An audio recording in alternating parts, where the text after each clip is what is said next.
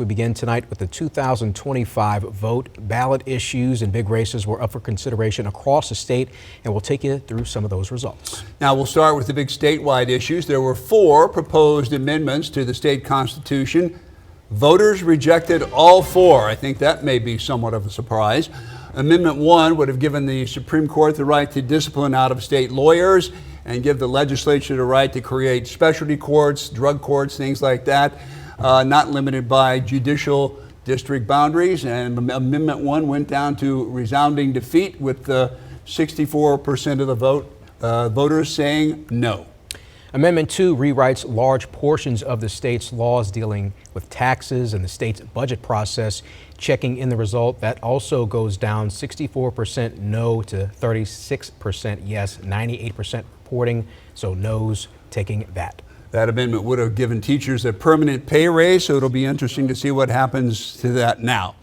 And the amendment seemed to be one of the most on the minds of voters, politicians, and business owners. Even 50 Cent weighed in, throwing his support behind the measure. Governor Jeff Landry spoke about the merits of that bill when I visited with him earlier this week. Well, look, again, if you really want us to work on things like insurance reform and our infrastructure programs and other things that we need the bandwidth to be able to do that, and a vote and having that amendment fail is going to really cause a lot of turmoil inside of our budget. What happens is we go back to the old, same old, under which the only way we can cut are education and healthcare, and that's not fun. We've seen that play out. So the people actually have an opportunity to stop that consistent cycle.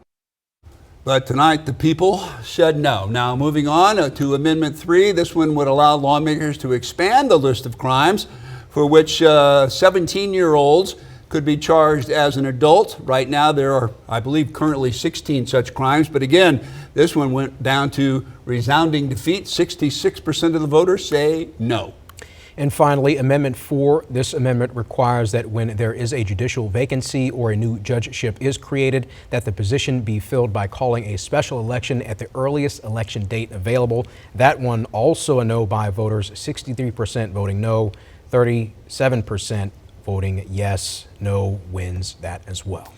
And there were also some big races and issues on the ballot for voters in Bossier City. 3 citywide propositions were on the ballot. All 3 deal with the structure of city government. Proposition 1 deals with changes to the city charter. The 52-page document includes a long list of provisions, including designating 2 at-large council seats as A and B. Voters rejected the proposition changes to the city charter with 55% saying no. And a better fate for the other 2 propositions, Prop 2 and 3, related to term limits.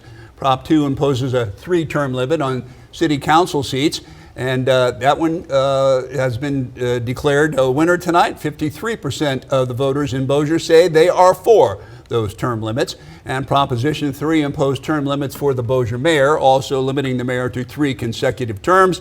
That one also was victorious tonight with 57% of the vote. And once again, a local election. We're finding out that every vote counts. The town of Benton put a tax renewal before the voters tonight. It was close, but that renewal failed, 51-49. Wow. As you can see, not a whole lot of folks making their way to the polls on this day. Just 3 votes separating that. Now, on to some other races in Bossier. Voters also deciding a slate of city council races. 3 candidates signed up to run for 2 at-large seats on the Bossier Council. Checking in on the numbers, Chris Smith, 37%, Creighton Cochran, 34%, and Lee Gunny Jeter with 28%. So very close between all 3 candidates. Smith and Cochran look to be victorious there. Now in the council District 2 race, an upset here. Retired nurse and community volunteer Deborah Ross defeats longtime incumbent Jeffrey Darby with 69% of the vote. So a big win for her tonight. I know how to get along. I know what teamwork is. I know what it takes to compromise with one another to get a job done. And that's what I would be focused on, getting the job done for the citizens of Bossier. And Council District 3 will have a new rep for the next 4 years. Don Williams decided not to seek re-election, so that race was between Democrat Donzel Hughes and Republican Cliff Smith. And Cliff Smith takes this one tonight with 62% of the vote. I could make promises, oh, I'm going to do this, I'm going to do that. I can't do any of that without the assistance of the other councilmen. So if we can't be cohesive, if we can't at least have a really strong working relationship, now I'm not saying we're all going to agree on every item, every topic that comes up, but let's be civil about it. Moving on now to the District 5 council race, incumbent Vince Maggio was challenged by first-time candidate Ruth Pope Johnston, and it was close. After getting off to a slow start, Maggio taking the race 38 votes, the margin there. Maggio told us his list of priorities for the next 4 years. Safety's number one. I want better. I want more officers and firemen on the streets. Keep that number one, like Bossier City's safe. Second, roads, streets, sewer lines. We know Bossier City, we need a lot of work done on our roads, sidewalks and stuff, so I'm going to fight for that. The new council takes the oath of office on July 1st. They'll join Mayor Tommy Chandler, who was re-elected without opposition when no one signed up to challenge him.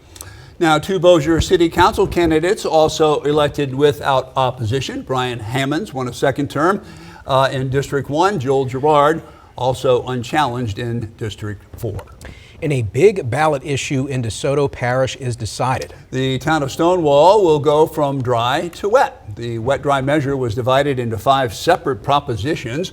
All 5 passed with more than 60%.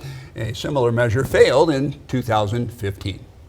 Here in Caddo Parish, 3 propositions on the ballot to raise funds to support Caddo Public Schools. All 3 are renewals of previous millages. Proposition 1 allows the district to continue collecting a tax of 19.49 mils on eligible properties. Now that brings in more than $41 million a year. It pays salaries and benefits for teachers and other school board employees. Prop 2 collects money to pay for renovating and repairs at public school buildings. It brings in just over $10.5 million per year. And money from the third proposition would be used to cover technology expenses. That's Prop 3. That one wins tonight with 53% of the vote, brings in about $2.5 million a year. And Caddo Schools Superintendent issued the following statement tonight, saying this isn't just about buildings or numbers, it is about the people.